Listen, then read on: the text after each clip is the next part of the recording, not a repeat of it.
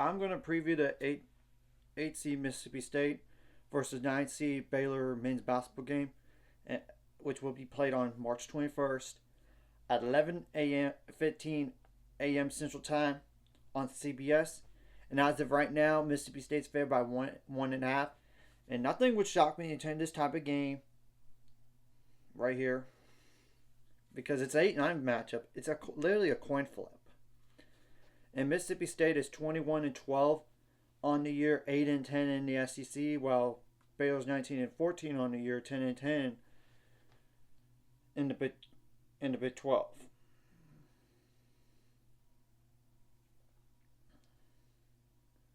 And I will make mention that Langston Love should be able to play for Baylor in the NCAA tournament. As we all know, he's been dealing with that ankle. So hopefully he's rested it and he's back to closer to like 100%. He didn't play that last game against Texas Tech. He's played the game before, but then he didn't play in the second half. That's just a heads up there. Now, what are some players to keep an eye on for Mississippi State?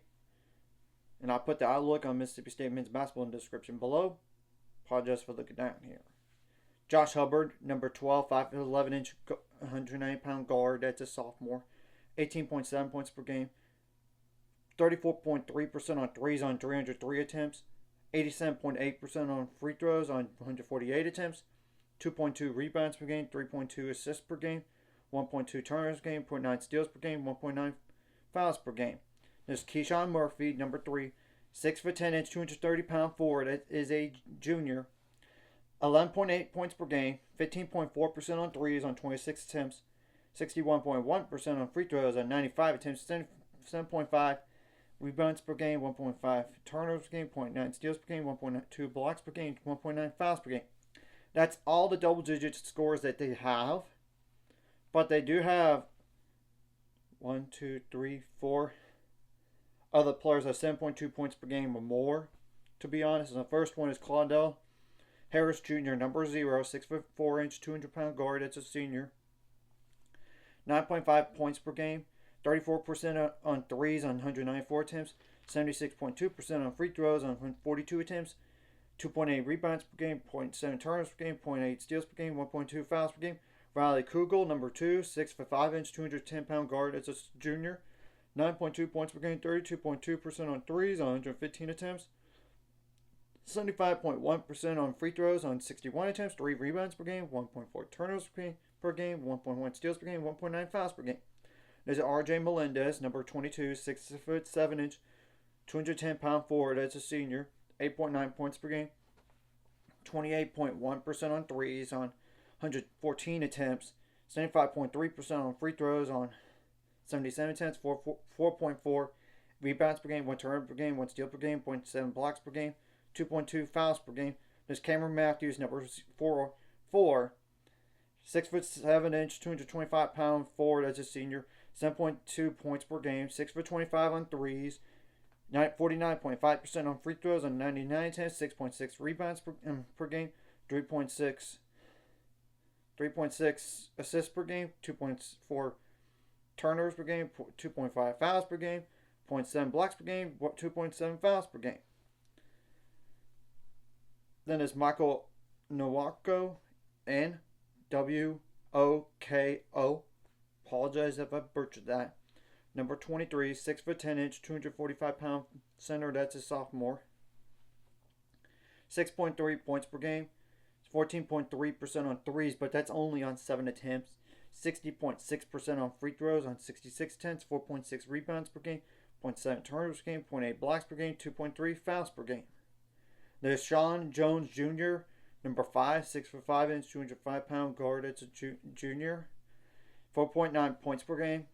18 for 60 on threes. 75.7% on free throws on 37 attempts. 2.6 rebounds per game. 0.9 steals per game. 0.6 blocks per game. 1.7 fouls per game. And I'm going to only mention one more player, and that's really it. I'm not going to go over every single guy. And obviously, I did pass on one guy, but that guy's been out indefinitely for a long time, though, as you could tell. And the last one I'm going to mention is Martavius Russell, number 21. 6'3", 109-pound guard. That's a sophomore, 2.2 points per game, 4 for 8 on threes, 0 for 2 on free throws.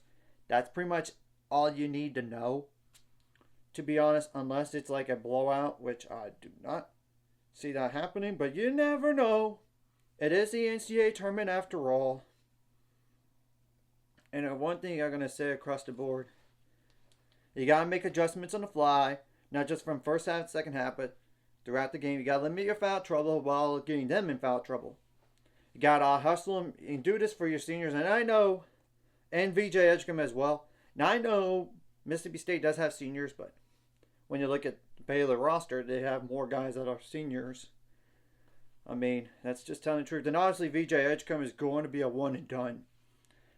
That's the fact of the matter is. I mean, he's a top 4 pick for a reason. You got to adjust to the officiating. You got to make plays to win. Now, defensively, you got to contain the shooters, contain the slashers. Don't let them live at the free throw line. Limit their points in the paint. Threes as well. Disrupt their rhythm defensively some. You got to get defensive rebounds. You got to create some havoc. Whether it's man-to-man or zone. You got whatever it is. I mean, defensively you're going to do in this type of game.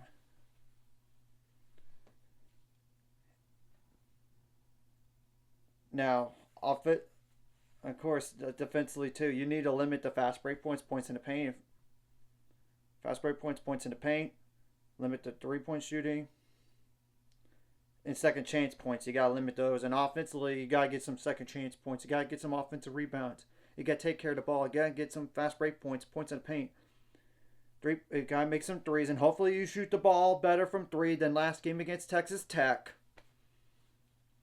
You got to make your free throws count like you did against Texas Tech despite the loss. I mean, 16 for 19. You can't do anything about that. I mean, hopefully you get some like good reps in practice to get 3-point shooting better than the last game. You got to take care of the ball. I mean, you got to limit. The only best way to limit your points on turnovers besides through the defense is to not turn the ball over a time. And it would be huge if Norchad O'Meara could go off in this game for Baylor, as we all know. And VJ Edgecombe needs to take over when he needs to. Hopefully Rob Wright has a better game than last. Ever since that Kansas game, he's been hitting that freshman wall. Jen Celestine needs to do his role and make threes, rebound. Of course, Langston Love needs to step up and do his role, like scoring-wise and defensively. Jay Nunn off the bench. Same thing goes for Jeremy Roach, which I know sounds crazy, but he's coming off the bench now, as we all know. Jason Asamoah plays. He needs to do his role. Marino Dubravicic, like the backup center for Baylor, in case he might play like 4 minutes or 6 minutes, but still, you get the whole picture. And it's better to have more guys than available than the last time against Texas Tech here.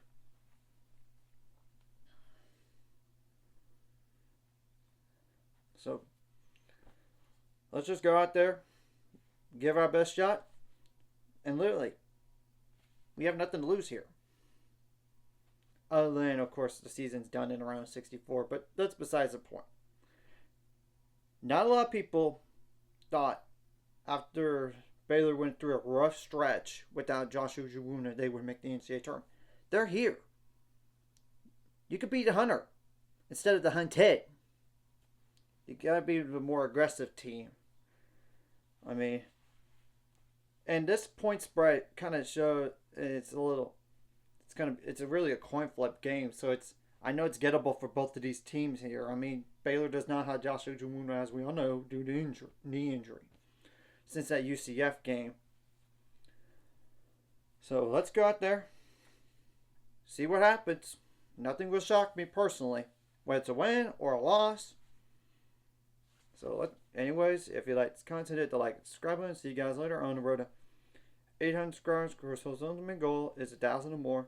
Some of my money with this course. Like the video, comment video really helps YouTube algorithm. Some more people see it. Sharing the video does help as well.